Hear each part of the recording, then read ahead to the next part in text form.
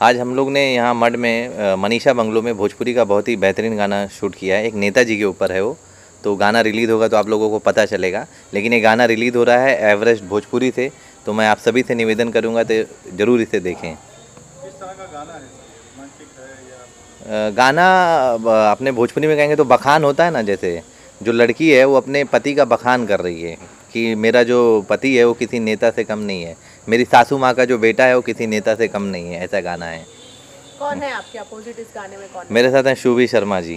कैसा अनुभव रहा उनके साथ गाना करने का? बहुत ही अच्छा, वो तो बहुत ही बेहतरीन अदाकारा हैं और मैंने पहले भी उनके साथ एक होली सॉन्ग शूट किया था 1 साल पहले और उसको हमारे राम भाई ने कवर भी किया था, तो वो तो काफ़ी हिट रहा था। अभी मुझे लगता है ये भी बहुत ही हिट जाएगा।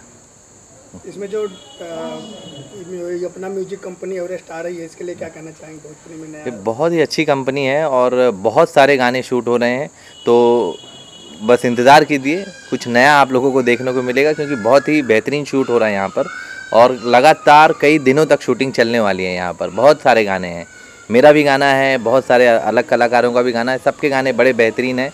तो बस इसीलिए मैं कहना चाहता हूँ कि इस चैनल को सब्सक्राइब ज़रूर करें आप सब। कुछ और प्रोजेक्ट्स जो आप शेयर करना चाहें? अभी आज मेरा एक गाना था, कल एक गाना और है, उसके बाद